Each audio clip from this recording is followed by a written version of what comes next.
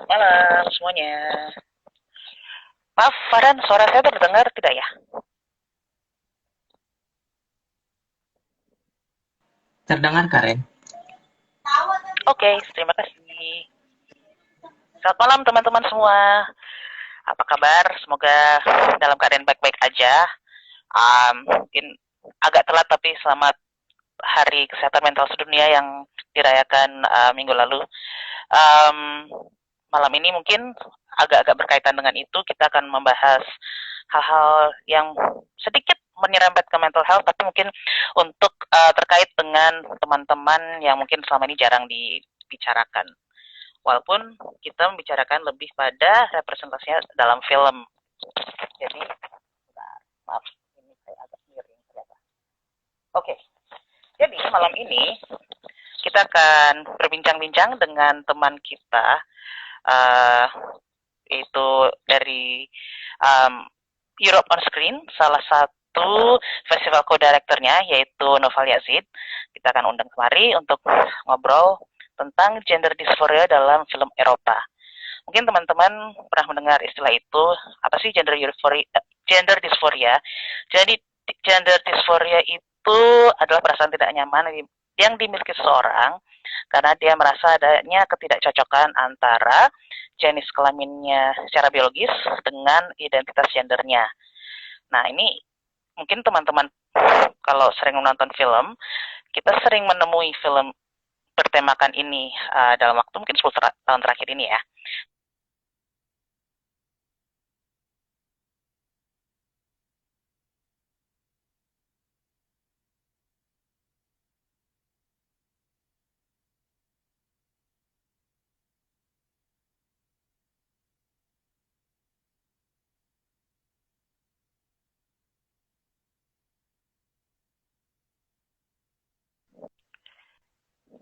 Jadi mungkin kalau teman-teman minggu lalu juga menonton ada ini dia.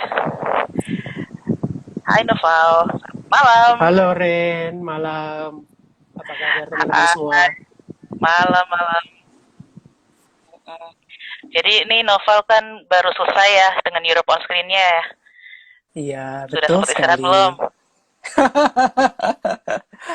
Alhamdulillah sudah.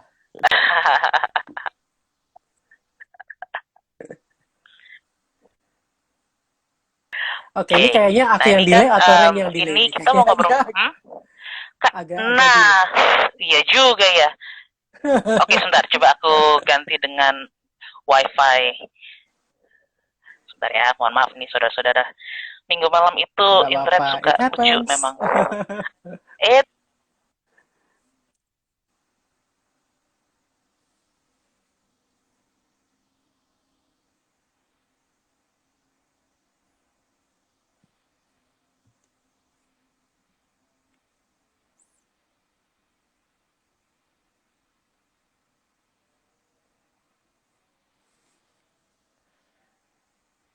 Oke, di tempat saya Ren masih ada lingkaran yang berputar-putar. Jadi, hai, selamat datang di uh, Oke, 100% manusia. sepertinya Kak Ren lagi mengkonekkan HP-nya lagi. Nggak apa-apa. Ini jadi untung sudah terbiasa. Ini ya udah terbiasa hosting IG live. Betul, betul. Oke, nih, Kak Ren udah mau join lagi. Oke, Aku accept. siap.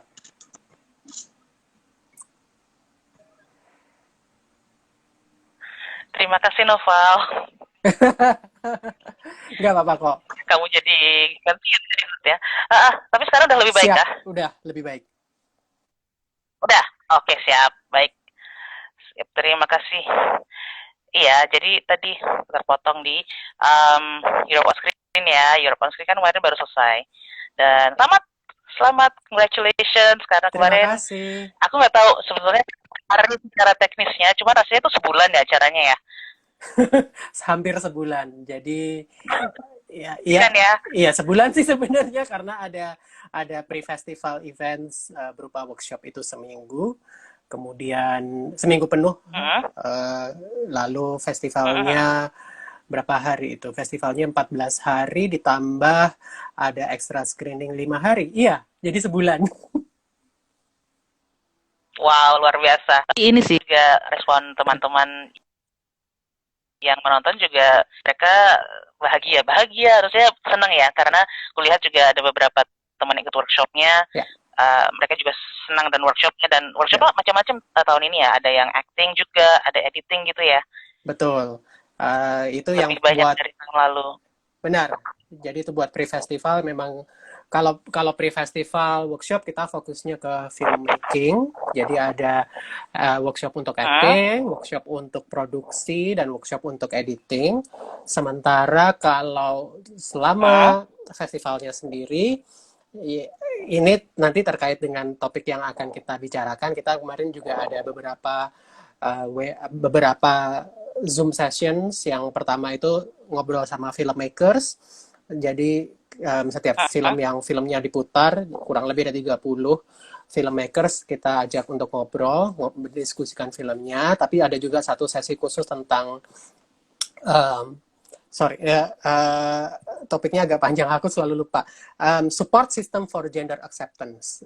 Jadi kita mengambil Ah ya. contoh dari film yang kita putar, yaitu Little Girl and a Perfectly Normal Family. Lalu kita mendiskusikan isu seputar gender acceptance itu bersama Kanzafina, Merlin Sofyan, dan Mas Tony Trimarsanto. Jadi memang kita ngebahas lebih ke Hmm? isu yang ada di film itu. Tentunya itu juga terinspirasi dari kegiatan-kegiatan 100% manusia selama ini ya. Jadi kurang lebih kita melihat oke, memang perlu sih apa namanya sesi-sesi diskusi yang membicarakan konteks film di luar filmmaking ya. Wah, terima kasih. Nah ini mungkin langsung aku sambung aja ya. Ini Ya, kan maksudku gini, um, aku dulu juga menonton Europe on Screen juga cukup lama gitu.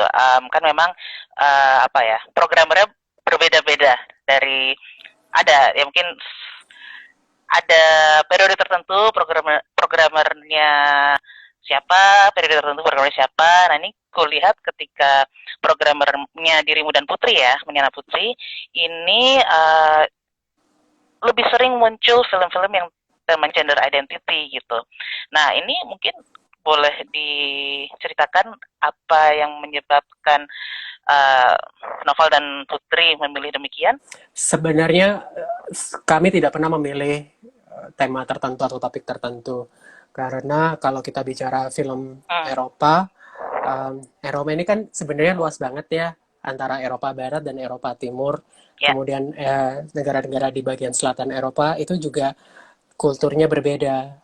Apa namanya, jenis film yang dihasilkan juga berbeda, dan secara kuantitas output Hmm, filmnya juga beda-beda. Jadi kalau misalnya kita memilih tema tertentu, takutnya nanti ada tema-tema yang tidak hmm, tercover dari beberapa negara yang output filmnya sedikit, nggak sebanyak misalnya negara-negara oke. di Eropa Barat seperti Prancis, Jerman, Itali.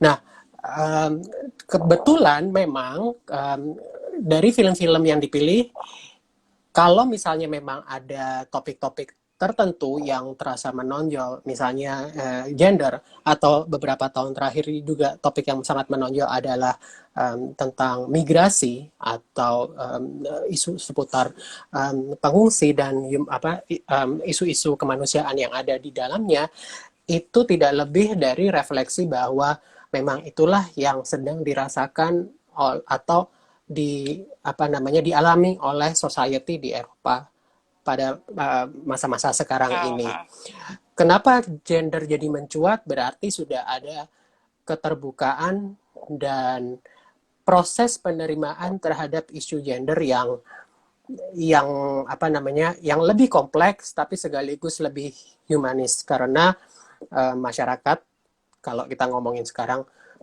konteksnya masyarakat Eropa, mereka juga udah mulai terekspos dengan isu-isu ini secara gamblang, secara terbuka dibandingkan let's say 10 tahun lalu, atau bahkan kalau misalnya mundur hmm. 15 sampai 20 tahun lalu.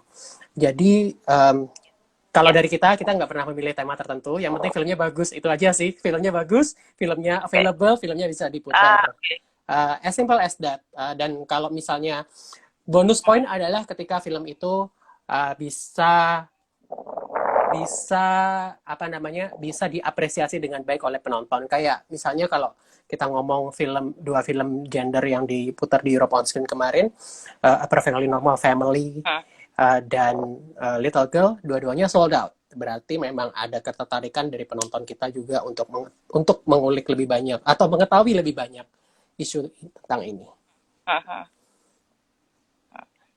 Ini mungkin novel apa ya, berefleksi 10 atau 15 tahun atau bahkan 20 tahun yang lalu ya, itu kan apa mungkin cara, nggak tahu apakah cara penceritaan atau konteksnya juga berubah ya sebagai dalam filmnya ya, framingnya mungkin sekarang, tapi nggak tahu deh apakah menurut novel framingnya sekarang apakah lebih positif ataukah mungkin ya, mungkin kalau dulu kan rasanya ya kalau kita melihat film tentang yang angkat tentang gender dysphoria atau membahas gender identity gitu, banyak yang ujung-ujungnya karakternya meninggal gitu, atau banyak sekali hal-hal yang dia apa ya temui secara plot, baik itu dokumenter ataupun fiksi, itu banyak hal yang terlihat dia melawan dunia gitu, atau juga framingnya juga terkadang kita melihat juga kurang humanis. Nah, kalau untuk apa ya, mungkin 10 tahun terakhir ini mungkin ya, bagaimana novel melihat pergeseran itu, karena kan sebagai programmer kan novel melihat banyak film, tentunya yang menonton banyak film dan dari berbagai genre juga. Nah, itu kalau menurut novel bagaimana? Tadi seperti yang Rain juga sudah bilang tadi, dan seperti yang sudah kita bahas di awal, bahwa memang ada pergeseran dari segi cara penceritaan atau jenis penceritaan seputar gender yang dipilih dalam film. Kalau misalnya sebelum masuk tahun 2000 atau bahkan di awal tahun 2000, ya seperti Rain bilang tadi, kayaknya kesannya sedih, dan memang ada upaya seperti membuat isu gender itu menjadi sensasional, menjadi ditaruh kayak di spotlight dan seperti kayak dikuras abis gitulah si subjek tentang gender ini. Tapi semakin kesini semakin semakin di paruh kedua dekade di abad 21 ini, yang ada memang terasa lebih humanis. Ini juga terkait soal penerimaan tentang isu gender itu sendiri. Masyarakat kita lebih terbuka. Masyarakat yang menonton film Eropa, terutama ya kita kalau ngomongin konteks film Eropa, rata-rata manusia yang melek informasi, yang lebih well read dan lebih terbuka akan isu-isu ini, baik dari di sekitar kita ataupun di negara-negara lain, sehingga ketika semakin kita terekspos dengan berita-berita atau keadaan seperti ini, yang ada, aku membayangkan ya, kalau misalnya kita ngomongin konteks pembuatan film Eropa, yang ada penontonnya pun juga menuntut bahwa tidak seharusnya isu gender itu ditempatkan atau diceritakan menjadi sensasionalis seperti yang film-film zaman dulu, lebih terbuka. Dan terkait dengan masalah gender, satu hal yang tidak boleh kita lupakan adalah tentang konsep keluarga. Ada semacam diskoneksi tentang konsep keluarga ini dan masalah gender, terutama di film-film yang dulu-dulu. Sementara mulai tahun 2010, konsep bahwa keluarga tidak harus terdiri dari seorang lelaki dan seorang perempuan itu sudah mulai masuk ke media arus utama atau media mainstream. Dan ketika sudah masuk media mainstream, terutama kita ngomongin di luar Eropa ya, kayak di Amerika, dan itu mendapat sambutan yang baik, maka mau tidak mau imbasnya juga terpengaruh ke benua-benua lain yang mengkonsumsi mengkonsumsi tayangan ini. Aku contohkan, aku pernah baca bahwa serial Modern Family itu punya pengaruh yang sangat-sangat besar, yang sangat masif terhadap penerimaan konsep keluarga yang modern dalam artian tidak harus Ya, apa namanya terdiri dari pasangan heteroseksual, dan ya itu akhirnya berpengaruh. Dan kalau aku melihat juga dari tahun Modern Family itu kan 2010 apa 2011 ya. Pasca 2012 itu memang film yang ya. menceritakan gender memang akhirnya jadi lebih, kalau bahasa Jawanya lebih jejak gitu loh, lebih lebih lebih firm Hmm, itu. Dan itu ya. juga aku rasakan sih ketika uh, nonton film-film Eropa kayak misalnya Tomboy, ya kurang lebih dari tahun yang sama 2011. Meskipun masih menempatkan isu gender itu upfront, tapi pendekatannya lebih lebih humanis. Hmm. Jadi apa ya? Mungkin kalau dari situ juga stigma tentang gender dysphoria ini atau gender identity mungkin Ya, ya. Mungkin kita well, gender dysphoria kan ada tidak ya, nyamannya ya. Kalau gender identity kan lebih ke oke, saya memilih ya. berekspresi sebagai gender Hmm, tertentu hmm. gitu.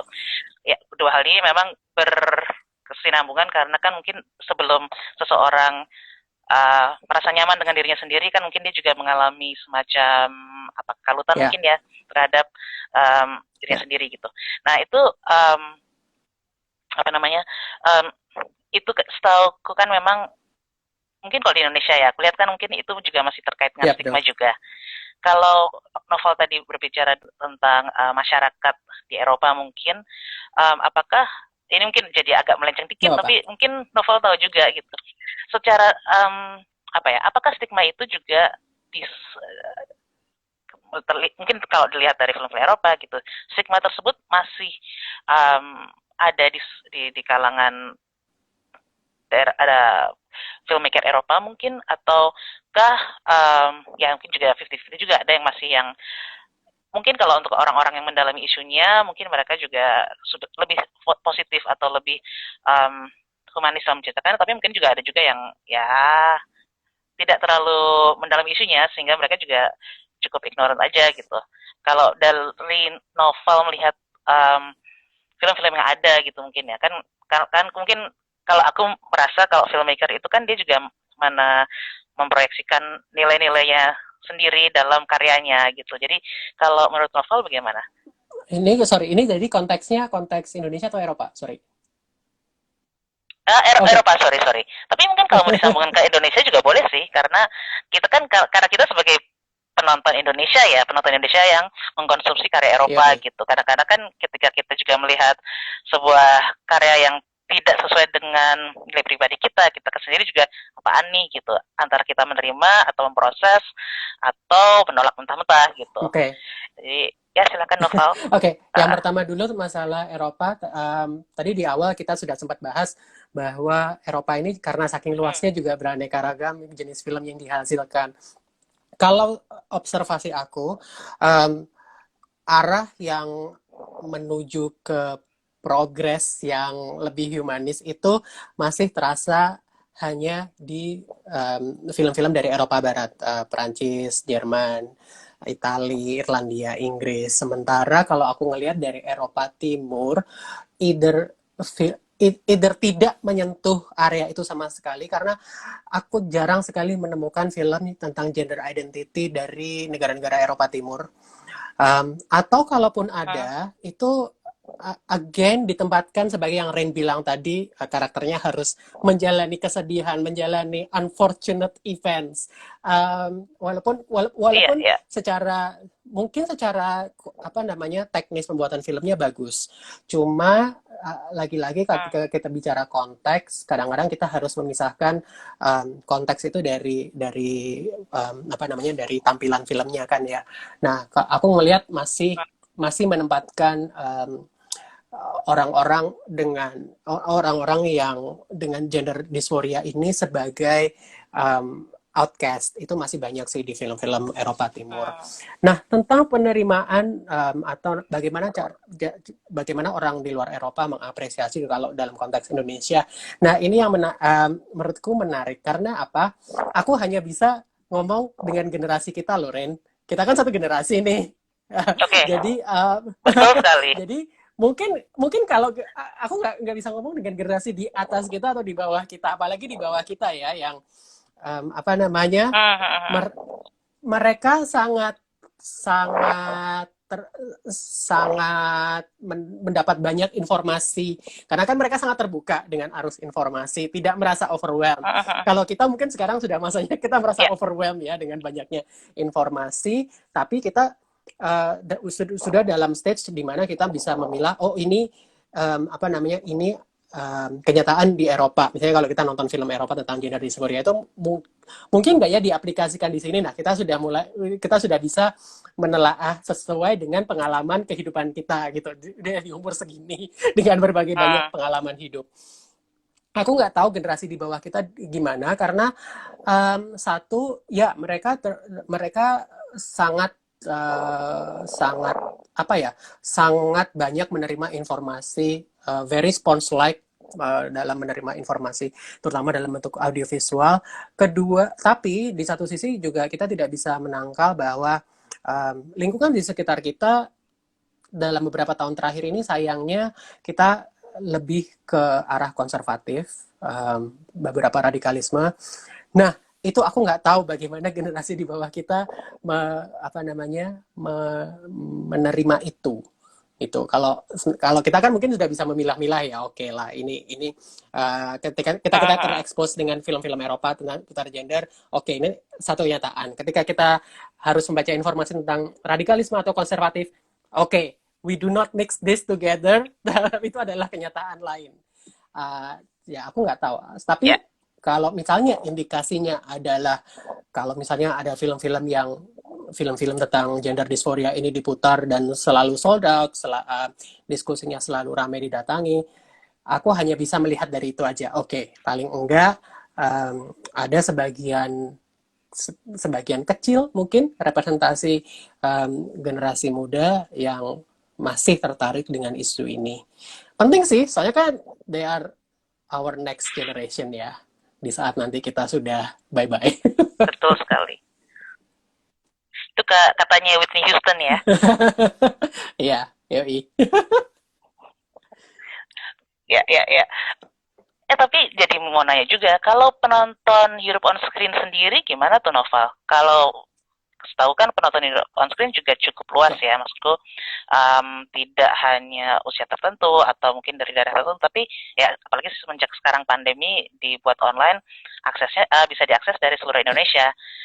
Kalau reaksi dari penonton Europe on Screen sendiri selama setahun 2 tahun terakhir bagaimana? Dan mungkin apakah ketika kemarin sebelum pandemi, ketika Europe on Screen masih dijalankan secara offline, itu apakah sempat juga menerima masukan tentang film-film bertema gender dysphoria juga atau gimana?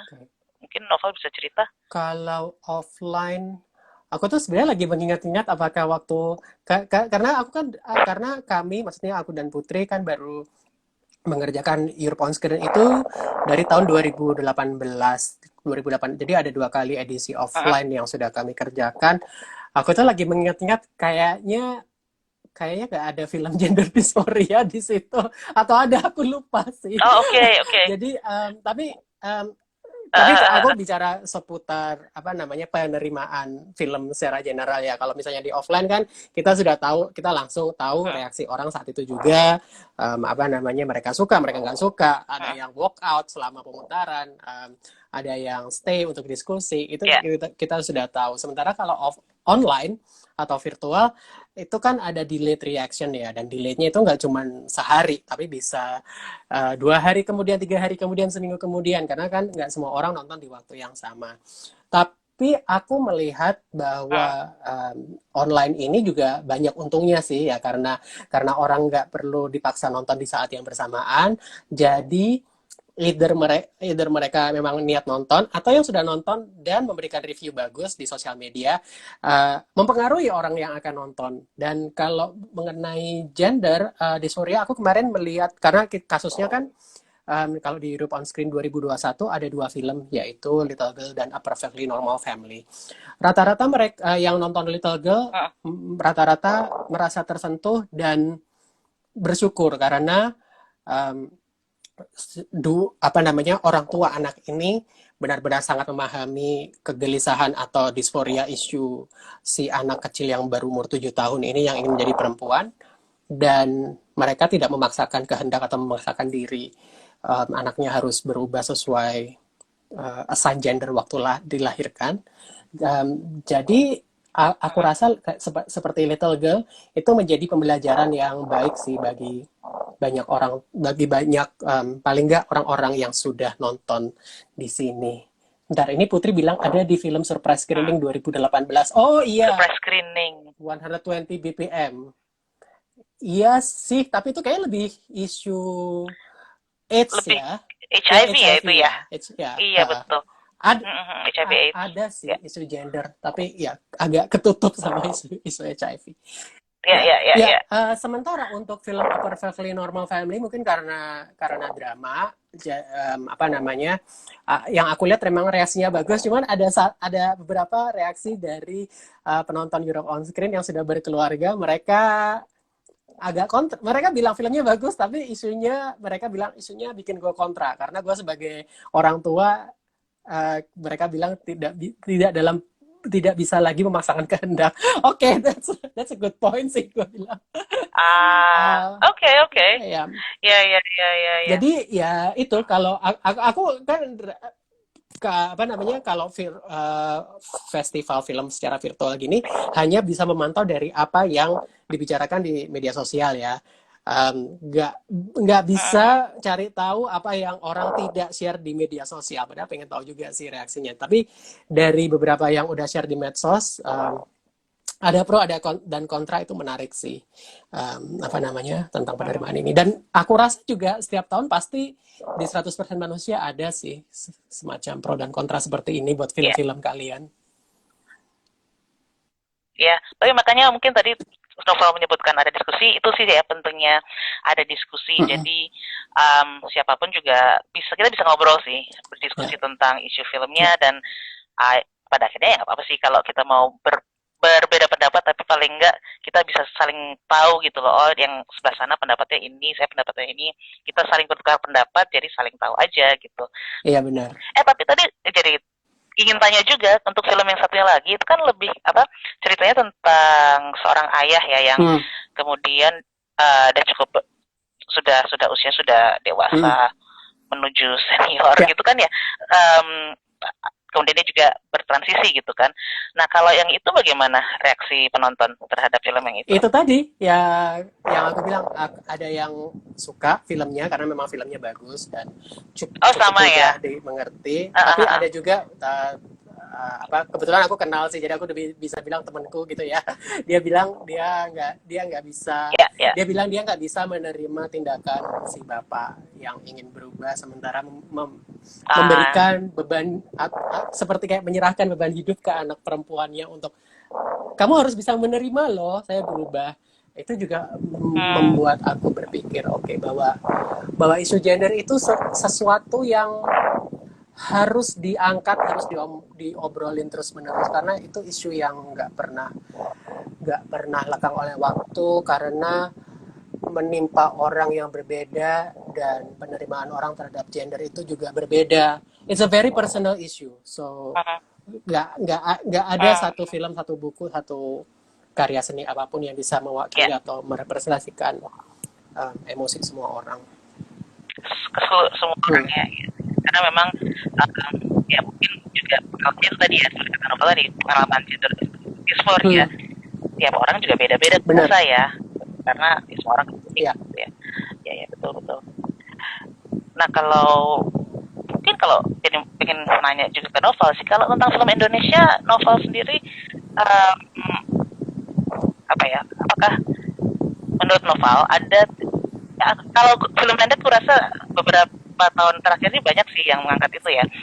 Untuk Novel ada tidak film pendek atau film panjang yang secara konteks humanis itu bisa rasanya sama dengan film Eropa ini?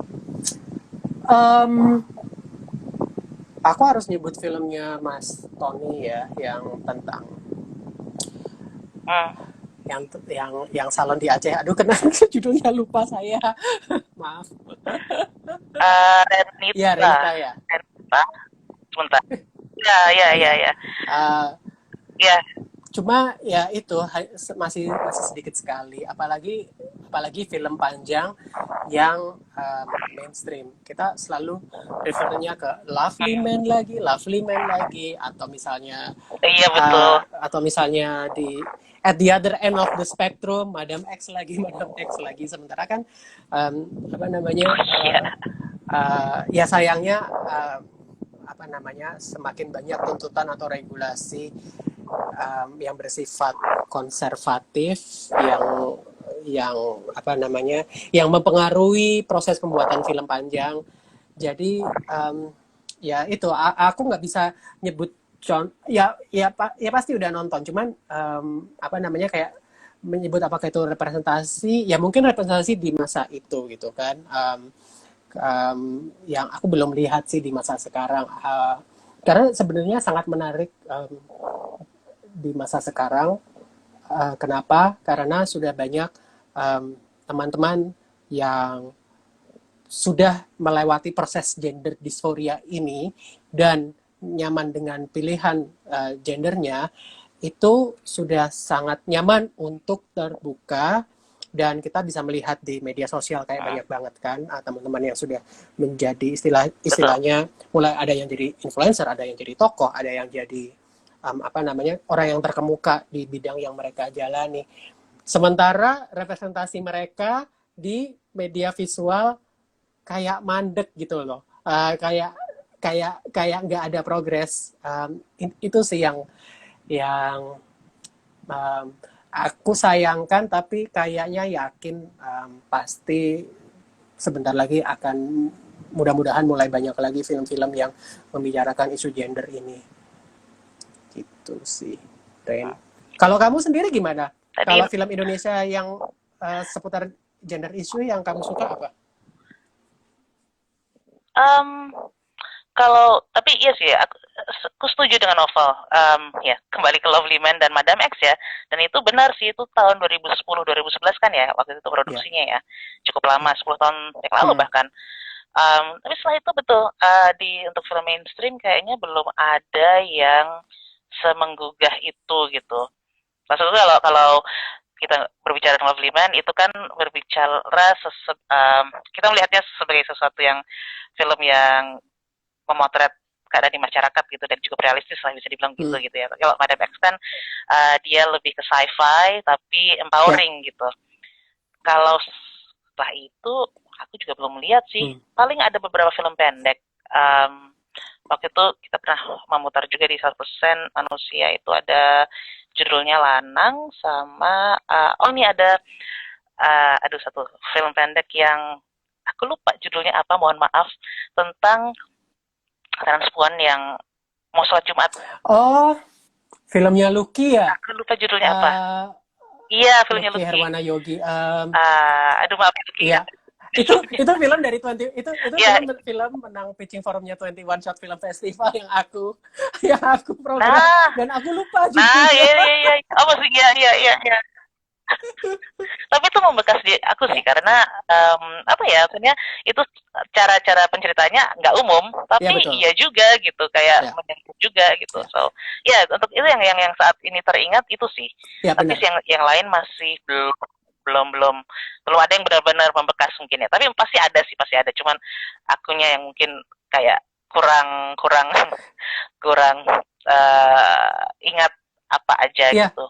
Tapi ya sih setuju dengan novel, kayaknya mungkin moga-moga ya kayak semakin kesini semakin terbuka jalan untuk pembuatan. Oh ada lagi, sorry aku ingat ini filmnya Anggun Pradesha, Mak dari Jambi. Oh ya itu juga benar. Itu kan juga ya kan, dan kemarin kan kalau saya juga ada film baru lagi kan masuk seleksi kayak masuk long listnya FFI kayaknya ada, tapi aku lupa apakah masuk ke nominasi atau tidak, masuk ke shortlistnya gitu. So kalau film pendek Indonesia memang jauh lebih beragam sih daripada film panjang, karena film pendek kan ya tidak perlu melalui sensor, tidak perlu mikirin box office return. Jadi mereka dan memang eksplorasi film pendek dari segi tema. Kalau kita ngomong gender ya, benar kata Rin. Selalu Hmm, tiap tahun itu pasti selalu ada yang ngomongin isu gender, isu orientasi seksual, isu apa namanya penerimaan hmm. terhadap masyarakat. Kayak tahun lalu yang menang, yang nulis, yang aku lupa judulnya apa ya, yang nulis pokoknya si Perdana Kartawiyuda Kado. Kado ya. Eh, Oh, Kado bukan itu ya? Aditya Ahmad. Bukan, Ya, bukan, ya bukan. Maaf. itu juga film bagus Kado tentang itu ya, Ahmad. gender. Ya, Ah, betul, ya, betul. Ya, itu juga tentang cinta identitas sih ya, ya. Betul, betul, betul. ya. Ah. Dan Uh, pendek juga. Ah.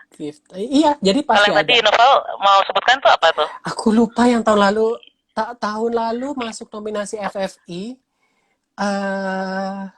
Yang nulis Mm-mm. Perdana, yang pokoknya filmnya nggak ada dialog, tapi apa namanya, jadi kayak ibu yang meratapi anaknya yang meninggal. Anaknya sebenarnya ingin dimakamkan sebagai perempuan, tapi karena dia secara Hmm, di akte terlahir sebagai laki-laki, biologis ya. ya, dan secara biologis dia laki-laki, ibunya mengalami dilema gitu. Jadi apakah anaknya dikuburkan secara laki atau perempuan? Um, Maaf lupa judulnya.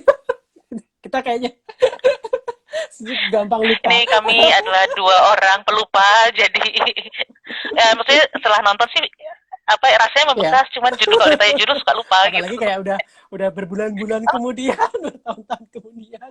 Iya, dan menonton sekian banyak film Ya, lagi benar. ya kayak ya begitulah.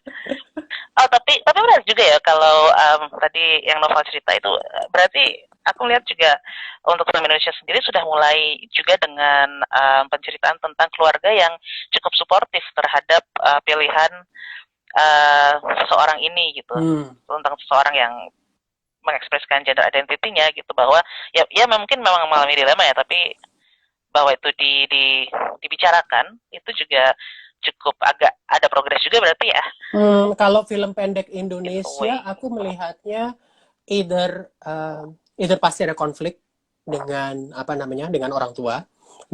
Kayaknya jarang sekali aku menemukan film pendek Indonesia yang ngomongin either gender change atau sexual orientation yang berbeda dengan yang diharapkan, itu dimana orang tuanya yang menerima. Biasanya orang tuanya nggak ada, dikabarkan nggak ada sama Oke. sekali. Kayak tadi filmnya Lucky itu kan nggak ada karakter orang tua. Terus yang menang short film Iya betul. Stitching kemarin tahun lalu yang juga apa namanya, um, apa uh, orang gender identity juga, yang apa namanya, yang lari ke gereja itu juga, ke gereja, sorry, ke masjid itu juga nggak ada karakter orang tua. Sementara kayak filmnya Monica Vanessa Teja, Dear to Me, itu orang tuanya diceritakan dalam konflik. Jadi kayak masih banyak sih yang aku melihat kalau misalnya masalah apa namanya, masalah atau film pendek dengan tema gender atau gender issue itu biasanya, nah, orang tuanya masih belum menerima sih justru. Mhm. Oke, itu mungkin juga refleksi dari apa ya, kondisi kita di Indonesia juga Ya, mungkin ya. Jadi memang penceritaannya juga begitu. ah, Ya, oke, oke. oke. Oke. Mhm. Iya. Nah, ini kalau kalau dari segi storytelling tadi udah sih ya, konteksnya juga udah tentang, tapi cenderungnya mungkin aku nggak tahu apakah kalau di Eropa itu tadi Nova menyebutkan bahwa ada perbedaan juga, mungkin perbedaan nilai juga kali dari Eropa Barat dengan Eropa Timur, yang mungkin Eropa Timur juga lebih konservatif Hmm. mungkin ya. Um, tapi kalau dari segi penceritaan, apakah dari misalnya katakan kita mencoba membandingkan Eropa Barat dan Eropa Timur gitu, um, yang di Eropa Barat kan mungkin kita juga menganggapnya sudah lebih terbuka, sudah lebih humanis juga. Apakah film-film dari situ yang menceritakan tentang gender identity atau gender dysphoria ini juga sudah cukup apa ya, kalau dari korupsi, tapi maksudnya kalau dilihat secara umum kebanyakan sudah lebih humanis, ataukah masih ada juga yang mengangkat isunya tapi ya masih konservatif lah, mungkin lebih ya agak-agak kayak tadi Nova bilang gitu, mungkin masih apa ya, kayak apa, unfortunate events gitu, menceritakannya secara begitu. Mungkin masih, tapi mungkin aku nggak terekspos. Pasti ada sih. Ah, Mungkin oke. That's fair. Iya, iya, iya. karena kan film dibuat untuk apa namanya, untuk kepentingan yang berbeda-beda, untuk target penonton yang berbeda-beda. Jadi mungkin pasti ada lah Hmm. film-film dari negara-negara Eropa yang pembuat film terbanyak macam yaitu macam Perancis, Jerman, Italia, Inggris itu yang masih menempatkan karakter-karakter misalnya transpuan atau karakter transgender sebagai objek penderita atau objek kelucuan karena ingin membuat film-film yang apa namanya yang ditargetkan untuk penonton-penonton konservatif itu pasti ada sih. Cuma kalau um, kalau aku dan Putri atau dan teman-teman lain yang programmer, kami pasti dari awal sudah memilih film-film yang mungkin yang ingin kami putar atau seleksi. Jadi secara otomatis dari awal kalau misalnya ada film eksploitatif seperti itu di mana tidak sesuai dengan kriteria pemrograman kami, ya nggak ditonton. Jadi kami nggak terekspos juga. Oh, oke. Ya, ya. Tapi itu jadi ini ya, apakah itu semacam conscious decision atau apa ya, pilihan pilihan yang memang secara apa ya, secara secara bukan secara moral ya, sih. Berat banget bahasanya, maaf. Tapi itu adalah pilihan yang sengaja dibuat olehmu dan Putri kah untuk itu kayak oke okay, kita mau mencari ya yang film yang secara eksekusi bagus segala macam tapi juga secara representatif juga humanis, apakah memang demikian atau memang oh ya kebetulan filmnya bagus aja nih makanya ini yang kita pilih untuk ditayangkan. Kak, semua programmer atau semua apa namanya kurator festival film mau tidak mau pasti sangat subjektif sih terhadap pilihan mereka terhadap Hmm, apa namanya pemrograman film mereka. Sebisa aku ya. walaupun aku tidak bisa ngomong atau merepresentasikan semua programmer, tapi pasti setiap programmer punya preferensi sendiri-sendiri. Dan ketika sudah punya preferensi masing-masing, itu berarti mau tidak mau harus sangat-sangat subjektif terhadap pilihannya atau kriteria pilihannya. Jadi ya ketika sudah memutuskan untuk misalnya menonton film A, kemudian memilihnya, menegosiasikan sampai memutarnya, ya memang itu keputusan yang diambil dan dalam hal ini bisa macam-macam alasannya, baik itu untuk alasan artistik, representatif, humanis. Kalau aku nggak tahu ya kalau Putri ya, tapi kalau aku sendiri tuh agak susah sebenarnya mendefinisikan apakah sebuah film itu harus humanis atau harus representatif, karena Hmm, karena I'm always going for basic sih, Ren. Filmnya oke, enak buat ditonton, filmnya menyenangkan buat ditonton, oke, oke. filmnya ya itu aku selalu terus terang ya, aku apa Hmm, namanya ketika mau memilih film, memilih untuk menonton film, iya pasti baca sinopsis, baca review dikit-dikit, baca informasi filmnya, tapi itu tidak lantas menjadikan apa namanya, menjadikan dari hanya baca sinopsis dan tahu isunya apa langsung, oh iya ini harus diputar, enggak sih, harus ditonton dulu. hmm, Jadi hmm, hmm. it's always about the Ya. overall package karena banyak sekali justru film-film yang apa namanya film kita menyebutnya sebagai film isu gitu, film dengan isu tertentu yang Hmm, saking apa namanya mengedepankan isu itu sendiri sampai akhirnya lupa bahwa filmnya itu juga harus enak dibuat, sehingga bisa enak ditonton ah, gitu dan ya dirimu pasti tahu lah banyak sekali film-film seperti ini yang pokoknya it's just about issues tapi kayak nontonnya kayak kita diceramahi, kayak kita bosen terus yang ada jadi kita ya. kita langsung kayak dilematis ini film secara isu bagus tapi tapi nggak enak buat ditonton gitu kan jadi kayak yang ada kayak malah bingung gitu milih atau enggak. Well, kalau aku sih biasanya nggak dipilih kalau filmnya nggak enak ditonton. Ya, ya, ya. Mm, mm, mm. Karena eksekusinya juga ini ya, maksudnya eksekusi juga merupakan hal penting untuk pemilihan sebuah film sih memang. Betul, Setuju sih. betul. Uh, Oh ya, ini teman-teman kalau misalkan ada pertanyaan silahkan tulis aja di komen atau kalau mau berkomentar juga silahkan aja. Mm-mm. Nah, sekarang aku mau tanya tentang em sebenarnya sih pertanyaan udah habis sesungguhnya kalau boleh jujur. Karena tadi Ja- nggak sengaja kita udah kayak apa namanya em, nyambung dan iya oke pertanyaan sudah Nggak habis. apa-apa loh, kita jadi But ngobrol. you know what? Seneng sih gue ngobrolnya juga ini sih seneng apa nyambung-nyambung gitu.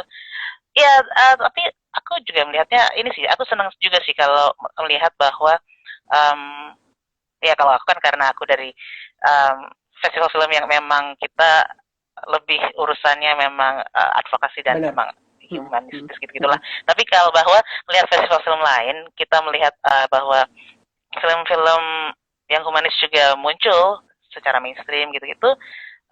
Ya kami ikut senang juga sih dan terima kasih juga ke Europe on Screen bahwa uh, apa namanya bisa juga apa ya kayak memberi ruang untuk film-film tersebut gitu dan kemarin juga oke sih itu apa diskusinya Ya, ya dengan Mas Tony dan Kansa dan ya.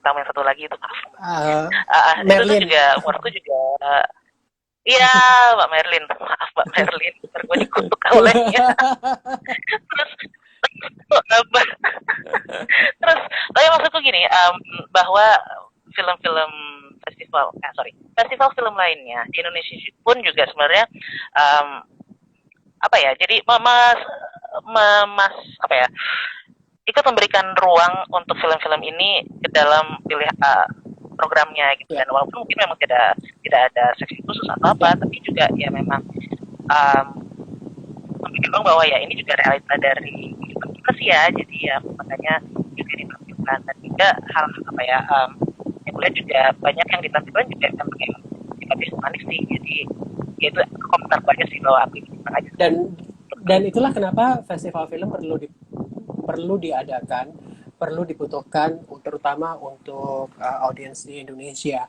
Karena hmm. walaupun secara negara film yang ditayangkan di bioskop kita itu lebih beragam. Bahkan aku bilang lebih beragam daripada banyak negara ya. Karena kita bisa memutar film Hmm. Amerika, Indonesia, Korea, India, tapi tetap saja belum menyentuh region-region lain yang punya keberagaman cerita ya, keberagaman cerita yang beda Hmm. dari negara-negara yang filmnya ditayangkan di bioskop-bioskop kita. Dan seperti yang tadi bilang bahwa kebetulan misalnya banyak negara Eropa atau mungkin di 100% ada film-film dari Kanada, Australia, atau film independen Amerika yang menyentuh isu-isu seputar gender, ya kan film-film ini tidak bisa ditayangkan di bioskop.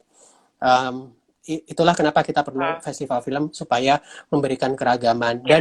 Dan yang penting dari festival film juga adalah bahwa tontonannya itu dikurasi sehingga penonton tidak perlu bingung sebenarnya memilih mau nonton film yang apa karena pilihannya sudah sangat jelas, kurasinya sudah sangat jelas.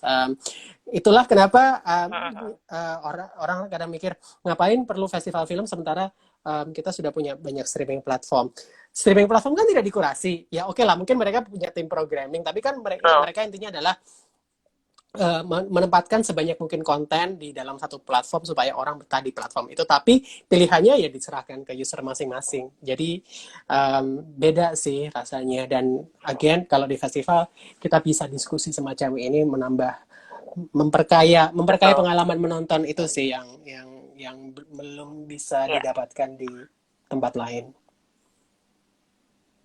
Ya, setuju sih. Um, Diskusi itu penting sih untukku ya, Mm-mm. karena kan kadang-kadang penerimaanku terhadap satu film, cara aku melihat suatu film, membaca, menerima Ya. Mm. filmnya, menontonnya gitu, sorry, itu bisa juga berbeda dengan misalnya Ya. novel gitu. Sehingga ketika kita ngobrol, mungkin ada hal-hal yang novel apa tangkap, Mm. aku nggak ngelihat, Mm. terus kemudian dapat insight setelah kita ngobrol gitu-gitu. Dan jadi iya sih itu juga proses yang ya mungkin kalau untuk karena online jadi ada semacam kehilangan ya untuk hal-hal kayak gitu ya. Kalian apakah Ketika kita nonton film yang sama terus ngobrol, ya. kalian kalau misalnya nanti online lagi atau tahun lalu waktu online, apakah Hmm? ada diskusi setelah Ya. film juga? Jadi waktu tahun lalu sih kita ada diskusi, tapi lebih ke kayak beberapa film yang temanya mirip kita jadikan satu webinar gitu. Jadi dengan filmmaker-filmmaker yang ada, tapi tetap sih beda ya dengan ketika di offline settings kita langsung ketemu penonton, ngobrol gitu kan ya. Walaupun kalau untuk tahun ini rencananya kita juga akan lebih banyak mengadakan diskusinya. Tapi tetap ya itu tadi sih. Kayak mungkin ya maksudnya ya karena online ya ini yang bisa kita lakukan. Dan tapi ada positif juga kembali bahwa itu tuh sih orang-orang di luar Jakarta juga bisa ikut berpartisipasi dan apa namanya ya kan gitu ya plus minus offline dan online ya. Tapi kalau offline kan memang interaksi apa namanya human interaction-nya dapat nih gitu. Tapi kalau bukan human interaction apa sih kayak interaksi tatap mukanya ya. Tapi memang apa namanya itu skopnya jadinya lebih ke Jakarta dan sekitarnya. Tapi kalau online iya sih kita nggak bisa ketemuan tatap muka secara langsung, secara fisik bersatu ruangan, tapi orang-orang mengakses dan berinteraksi terhadap film ini lebih banyak sih jadinya dan lebih beragam dan lebih dari daerah yang macam-macam gitu. Jadi ya. Iya loh, kadang-kadang kan you win some you lose some ya. Kadang-kadang kayak surprise gitu, kayak kemarin kan apa namanya di Europe on Screen tiap malam kita ada festival hangout di Twitter, di akun Twitternya Europe on Screen. Terus ada juga yang datang gitu, kayak ada satu orang itu saya nonton, terus, dia tinggalnya di Sulawesi Selatan tapi bukan di Makassar. Jadi kayak dia bilang berapa puluh kilo dari Makassar gitu. Terus kayak gue kayak mikir, oh wow, bahwa apa namanya ya thanks to internet, walaupun gue nggak tahu koneksinya kayak gimana, mereka bisa mengakses film-film kita, mengakses program-program virtual kita itu kayak apa namanya, kayak bikin kita semangat gitu loh. Ya sebagai panitia yang benar. Iya, setuju saya. Betul sekali. Iya sih ya karena kita memang kita kan menghadirkan ini untuk penonton ya. Jadi ketika penontonnya juga antusias dan mereka sambutannya baik juga, kita juga senang sih. Setuju saya. Ini sementara ini belum ada pertanyaan, mungkin karena kita tadi cukup ini ya berentet ngomonginnya. Ya nggak apa-apa sih. Tapi misalkan nanti ada yang mau bertanya secara pribadi juga nggak apa-apa sih. Mungkin ke DM-ku atau nggak tahu kalau Novel terbuka nggak untuk menerima DM chat dari DM saya selalu terbuka tapi nggak ada yang DM. Para ya nanti akan DM deh Novel. Terus sekarang Novel sibuk apa nih sekarang? Kalau sekarang Europe on Screen sedang selesai. Aku lagi sibuk istirahat, enggak sih. Mau ngerjain report bareng Putri, terus udah masih masih dapat beberapa screeners, cuman ya tentunya tidak banyak, jadi masih bisa dihandle. Ya. Jadi tetap ini ya. Oke, ini udah mau sejam sih ternyata kita apakah kalian harus ngobrol-ngobrolnya pas sejam atau biasanya sejam lebih dikit? Enggak sih sebenarnya. Yang lebih dikit it's okay sih sebenarnya. Lebih ini sih kalau ada teman-teman yang mau bertanya silakan aja. Tapi kalau misalkan belum ada yang bertanya, ya kita saling bertanya aja. Oke, aku kalau gitu mau tanya dong. Jadi kalian sudah merilis tanggal belum sih? Boleh. 100% tahun ini. Pertanyaan yang sangat bagus. Jadi ini kan poster coming soon udah muncul ya. Iya. Posternya coming soon gitu. Nah, nanti akhir bulan sampai akhir bulan ini kita akan memunculkan poster festivalnya yang ada tentunya ada tanggalnya. Jadi silahkan ditunggu saja biar surprise gitu. Jadi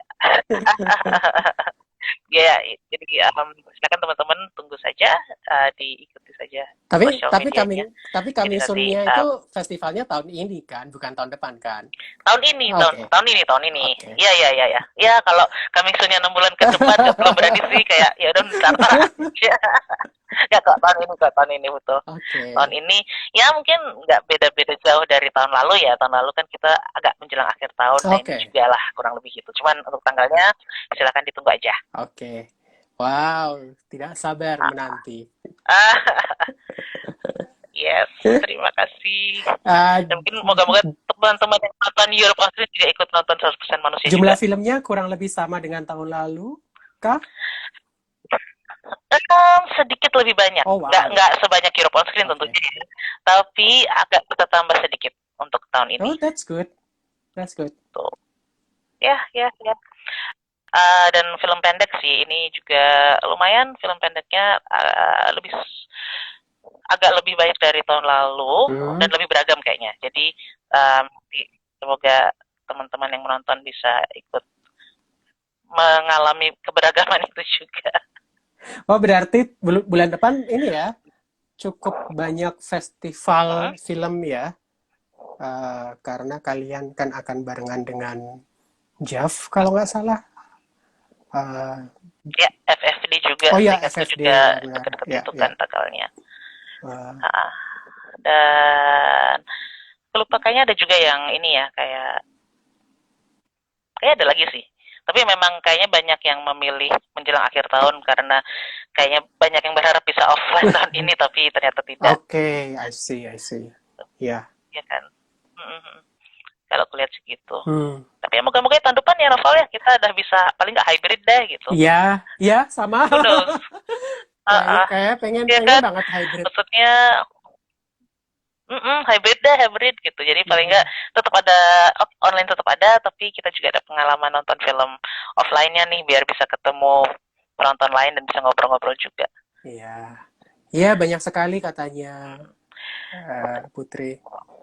Nggak tahu banyak sekali apa ini, banyak sekali festival atau banyak sekali permintaan buat hybrid. Oh iya betul. Tapi ya moga-moga lah. Semoga kita semua sehat-sehat selalu. Amin. Dan juga apa ya, kitanya juga makanya mungkin kayak agak iri juga sih ngelihat negara-negara barat, negara barat juga ya kayak Amerika gitu-gitu yang mereka udah berani mengadakan event offline segala macam. Tapi memang untuk proses kesananya kita juga butuh waktu sih ya. So, yes. Ya semoga kita bisa butuh waktu, butuh lebih cepat. Keberanian juga orang-orangnya karena kan sebenarnya juga masih banyak orang yang masih ragu-ragu gitu loh buat keluar rumah. Ya. Betul. Dan juga ini juga sih ya distribusi pervaksinan juga mungkin di kita juga memang belum merata juga sih. Jadi moga-moga itu juga segera lebih banyak bisa diakses sama banyak orang. Itu juga sih. Ya, dan dan saya pro vaksin. Jadi saya maaf. Kenapa? Saya pro vaksin. Oh iya betul, saya juga pro vaksin. Jadi, ternyata maaf bukan. Ya buat teman-teman yang anti vaksin, kalian menyusahkan itu. Kalau saya karena, tapi mungkin kalau nggak salah, aku dan Novel agak mirip sih. Kalau saya kan ada comorbid nih, jadi makanya saya juga pro vaksin karena dan ada beberapa kayak misalnya iparku juga kemarin karena dia juga comorbid belum bisa divaksin tapi sekarang sudah bisa divaksin. Itu juga akhirnya bisa lebih tenang kami. Itu jadi ngomong keluarga lagi. Tapi maksudku gini, tolong teman-teman yang mungkin tidak pro vaksin mungkin coba berpikir ulang dan menelaah lagi. Karena mau lebih ke ini sih ya, apakah kita tuh melibatkan orang lain aja sih. Tidak hanya tentang diri kita sendiri, tentang orang lain juga. Ini isunya sudah bukan tentang personal preference, tapi ini isunya sudah our whole well-being, our whole life. Iya, benar-benar. Betul. Dan ya mungkin juga kalau ngomongin keadaan pandemi dan PPKM segala macam, kalau kita sambungkan dengan teman-teman trans ya, itu juga mereka juga yang salah satu yang secara ekonomi sangat terdampak terbatasi gitu, terdampak banget gitu. Jadi makanya kemarin juga banyak gerakan untuk membantu teman transpuan gitu. Jadi ya gitu sih, itu juga mungkin menjadi perhatian juga Iya, kan ya. iya benar sih. Gitu. Jadi kalau bantulah sesama dengan vaksin, that's like the first Betul, step. betul. Ah, ah, ah, ah. Soalnya belum bisa nyoba nggak apa-apa, tapi silakan memvaksinkan diri sendiri gitu. Terus kita jadi PSA sekarang. Oke. Demi festival offline. Demi offline. Festival hybrid 2022. Amin. Amin, amin. Ya oke deh kalau begitu oke deh. Tapi ini karena kayaknya belum ada belum atau nggak ada pertanyaan lagi, kurasa nggak apa-apa sih kita tutup aja ya Novel ya. Nanti Terima kasih kita banyak Ren. kita berinteraksi dengan teman-teman lain kalau mereka nge-DM kita atau ya terima kasih banyak ya Novel ya sudah berkunjung ke 100% manusia malam ini. Terima kasih sudah dan diundang. juga mungkin kita juga